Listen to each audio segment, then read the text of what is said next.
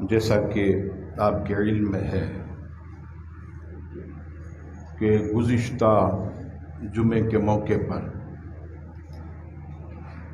ہماری مسجد میں نماز جمعہ کے بعد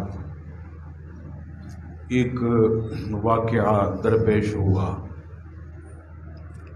اور اس کے بعد جو ہے سوشل میڈیا پر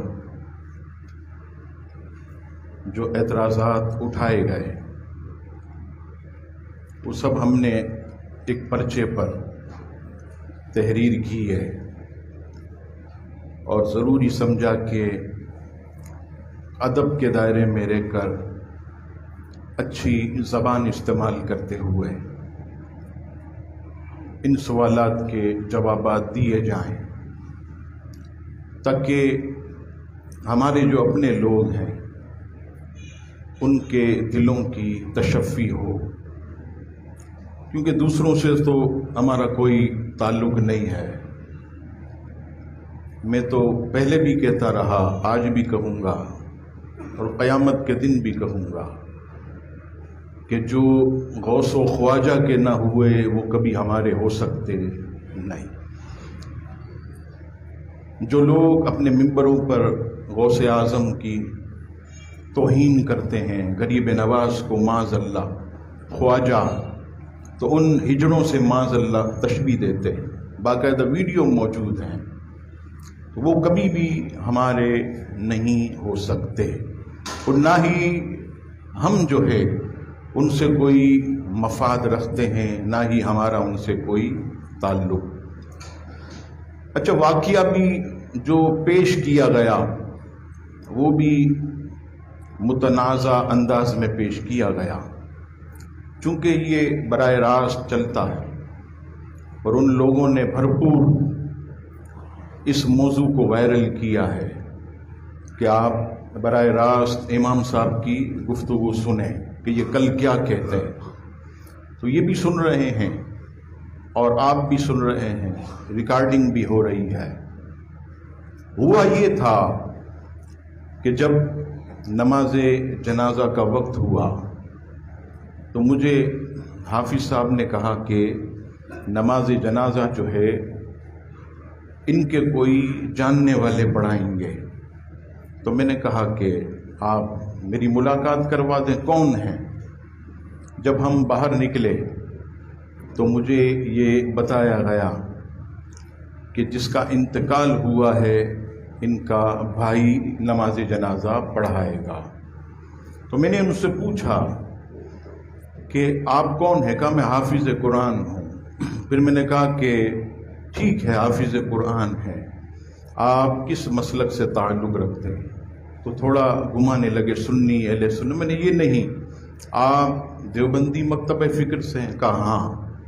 اچھا، چونکہ ان کے ساتھ جو لڑکے تھے 3-4 نوجوان، روزانہ میں تقریباً دیکھتا ہوں، کیونکہ میں عصر کے لیے پیچھے سے آتا ہوں، تو یہ ہماری نماز ہماری مسجد کراس کر کے عصر مغرب عشاء کے لیے وہاں جاتے ہیں، اس مسجد میں نہیں آتے ہیں۔ میں حیران ہوا کہ آج یہ جنازے میں ان کا یہاں کیا تعلق؟ یہ تو وہ لوگ ہیں کہ جو چشتیہ کے اندر دیوبندی امام کو پیسے دے رہے ہیں، جو اس وقت چشتیہ مسجد جو اہل سنت کی ہے، نام سے یہ اندازہ ہوتا غریب نواز کی نسبت سے۔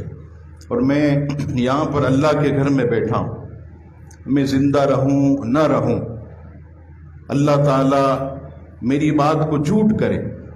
آپ دیکھیے گا جس طرح ہماری نور مسجد چلی گئی، جس طرح ہماری دیگر مسجدیں اطراف کی چلی گئیں، چشتیہ مسجد پر بھی ان کا مکمل قبضہ ہو جائے گا۔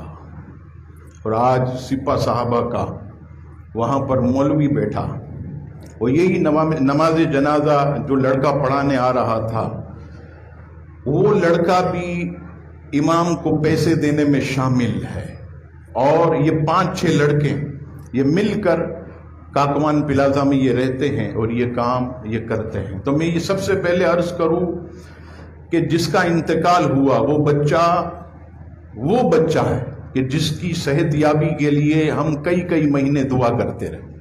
بچہ سنی صحیح العقیدہ، ہمارا کوئی اختلاف نہیں، ان کے والد یہاں آئے جاوید صاحب، وہ بھی سنی ہیں، ہم نے ان کو بھی دلاسا دیا، ابھی بھی آئیں گے ہم دلاسا دیں گے، گلے لگائیں گے، سنی ہے۔ لیکن یہ یاد رکھیے گا کہ یہ مسجد جو ہے یہ اہل سنت کی ہے، تو جس مسلک کی مسجد ہو وہاں کا ہی امام جو ہے نماز پڑھاتے ہوئے اچھا لگتا۔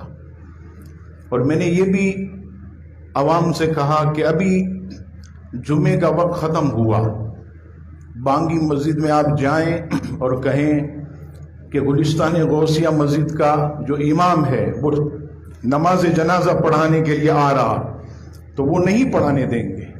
ظاہر سی بات ہے، اصول ہے کہ جو جس مسلک کی ہے وہ وہیں امام جو ہے وہ نماز پڑھائے گا۔ تو یہ اختلاف جو ہوا وہ اس پر ہوا، جنازے پر نہیں ہوا۔ اختلاف ان کے والد سے ہمارا کوئی نہیں، میت سے اختلاف نہیں ہے، ابھی بھی دعا کر اللہ تعالیٰ اس بچے کے درجات کو بلند فرما۔ لیکن جس نے کہا کہ میں نماز پڑھاؤں گا وہ غوث و خواجہ کا غدار ہے، وہ بے ادب ہے، وہ بد مذہب ہے۔ بد مذہب کی بھی تعریف میں بیان کروں گا، یہ بھی سوال آیا ہے کہ بد مذہب کی بھی تعریف آپ بیان کریں۔ تو اس طرح ہم نے نماز جنازہ پڑھانے سے انکار کر دیا، اور پھر انہوں نے جو ہے باہر نماز جنازہ پڑھائی۔ اچھا، یہ بھی کہا گیا کہ باہر نماز جنازہ پڑھانے سے روکا گیا۔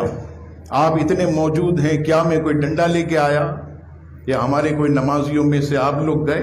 نہیں، باہر کھل کر نماز جنازہ انہوں نے پڑھائی ہے۔ آدھے نے دعا کی، آدھے دیوبندی بھاگ گئے۔ یہ دیکھیے آپ، ہمارے شیخ علامہ شاہد رب الگ صاحب کہتے تھے کہ ایسی قوم ہے کہ پہلے کہتی تھی کہ غوث اعظم سے مانگنا شرک ہے، غریب نواز سے مانگنا شرک، رسول اللہ سے مانگنا شرک، اب اس حال پہ پہنچ گئے کہ نماز جنازہ کے بعد اللہ سے مانگنا بھی حرام ہے۔